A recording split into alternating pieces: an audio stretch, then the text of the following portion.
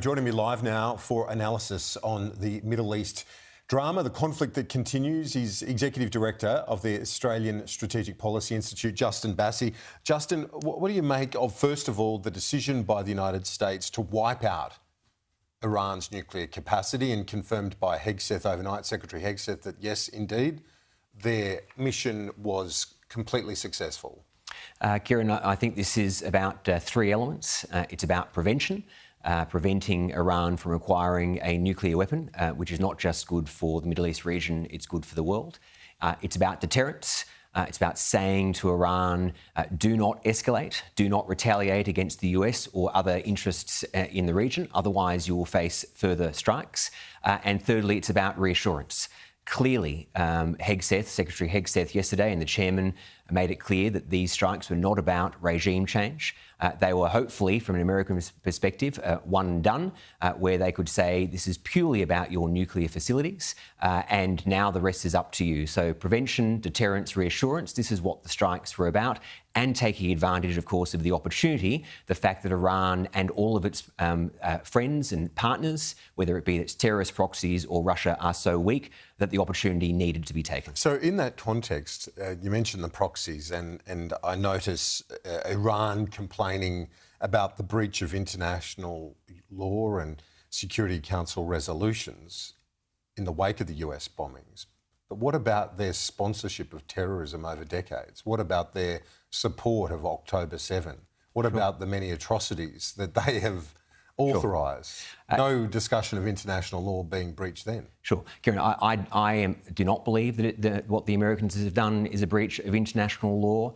The international law does not require you to wait until you are being attacked.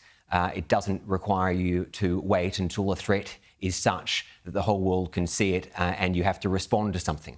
Preventing Iran from acquiring a nuclear weapon is a very legitimate task, a very legitimate objective. And that is what the Americans are clearly saying this is about. It's not about regime change from the American perspective. It's about preventing Iran from getting the nuclear weapon. And you're right, the issue is that we face with Iran. Why is Iran different to some other countries? No one can judge that Iran would not use a weapon of a nuclear bomb if they acquired one. They also couldn't guarantee that if Iran got a nuclear weapon, that one of its terrorist proxies, Hamas, Hezbollah, the Houthis, wouldn't be able to access it and use it. And we've seen over the past 2 or 3 years that these terrorist proxies, as much as they are sponsored by and supported by Iran, you can't just trust that Iran would be able to hold them. Is there a chance that Australia has... Well, we've heard what Penny Wong said in supporting the strike. Is there a chance that our facilities also played a hand in some of that military action? I'm thinking not just Pine Gap, but the Northwest Cape, which for more than 50 years has been a facility that enables very low frequency submarine communications. And I'm thinking, were those communications facilitated by our Northwest Cape facility in Exmouth, WA, and help facilitate, say, some of the Tomahawk strikes from US submarines? I'm not sure, Kieran, the answer to that specific question, but the fact is that we have these bases and these facilities, so the potential is for them to be used in that way is already there. It exists. We've known about it for 50 years. We have an arrangement where we effectively concur to the indirect use of these facilities by the Americans. It doesn't remove our sovereignty. Whether Australia joins in directly is a sovereign matter for us.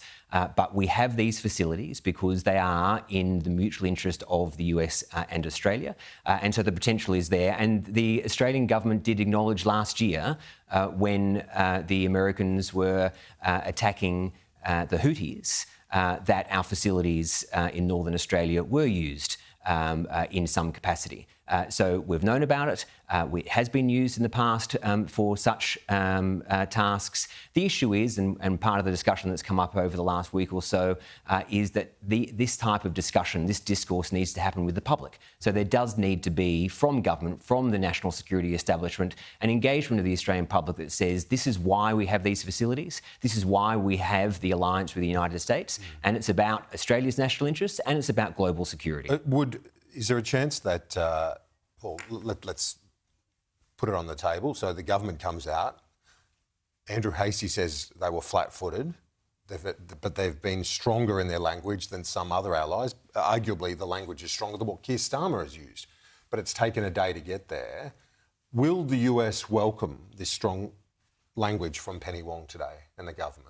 There's absolutely no doubt that the US will welcome the very strong language from Foreign Minister Wong this morning.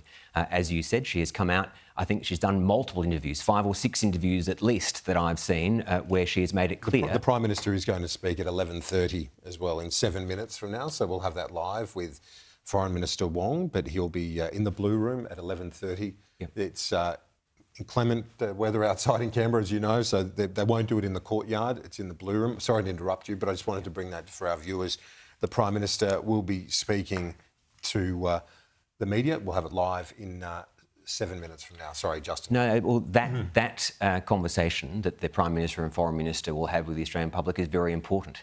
I think there has been discussion of whether some type of discussion, some type of statement should happen yesterday. I'm of the view that given the substantial, how significant the issue was yesterday, that there should have been more of a conversation, more of a statement yesterday. The Australian public was wanting to know what the government's view was. However, there's no doubt also, it's a Sunday, there's no doubt they were getting their briefings. They may have also been waiting for the Americans to brief them on whether the attack was successful.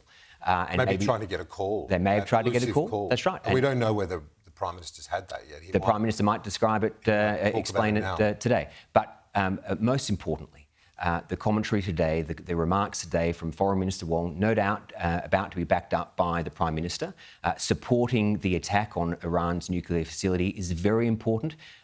We have seen, as you said, a number of our European partners, our AUKUS partner in the UK, come out and support the need to degrade and hopefully dismantle Iran's nuclear facilities. This is something that is a global threat, and the opportunity was there. Remember, as much as the opportunity was there, and it's not just the events of the last couple of weeks, is it? You've got to look at the events of the last 12 to 18 months with those operations against the likes of Hezbollah as well. Absolutely right. Degraded substantially in southern Lebanon. This is the Middle East has been reshaped since October 7, 2023, when Hamas invaded Israel with those terrorist attacks. The issue is for Iran, for Hamas, for the other terrorist proxies, it now has not been reshaped in the way that they thought in October 2023 that it was about to be. But the former Prime Minister, Scott Morrison, was on our rolling coverage of the strikes yesterday on Sky News, and I interviewed him about the notion of support for the US in this operation. He had said that the government had been too ambiguous to that point. Do you think that ambiguity is now gone? Clearly, Foreign Minister Wong has absolutely set out this morning that Australia supports the decision of President Trump to attack those 3 nuclear sites in Iran. So there is absolute clarity this morning. The argument is whether that clarity could have happened yesterday. I think there could have been some discussion happening yesterday. Obviously, it was very fluid. But I think the Australian public, these are, particularly in the digital age, if a government leaves a vacuum, it is now filled. We cannot wait a long period of time before the public understands where the Australian government sits. The British Prime Minister, Keir Starmer, said that he was given due notice. Mike Pizzullo was on with Laura Jays earlier and made the point that because the bombers, the B-2 bombers, had flown east and they might need Cyprus, British airfields and facilities there, it's flying towards that region, then therefore allies, key ones like the UK, needed to be briefed. Then Hegseth has said it was kept very tight, Very few people had been briefed. I think Starmer must have been one among very few. Andrew Hastie was asked about it, and he said, yes, that needs to be seen at face value, and he did not criticise the government over that fact that the government, Australia, appears not to have been given a heads up. Kieran, I don't think there should be any criticism if the Americans have not given Australia a heads up that this operation is about to begin. Very few people in the United States knew that the operation was going to happen. By absolute necessity, there needed to be extreme operational confidentiality and secrecy here. There was a whole lot, as Secretary Hegseth and the Chairman took the wall through last night. There was a whole lot of deception that needed to happen to ensure that the operation could be carried out as safely as it was. So I don't think there's any criticism to be had if the Americans had not told Australia before the operation was carried out. No doubt, as an ally, as one of America's closest strategic partners, we should be provided a debrief, and no doubt those briefings are happening, and it is a reason, it's potentially a reason why there has been a slight delay for the government to come out and provide their thoughts about what is happening, why we didn't see that yesterday.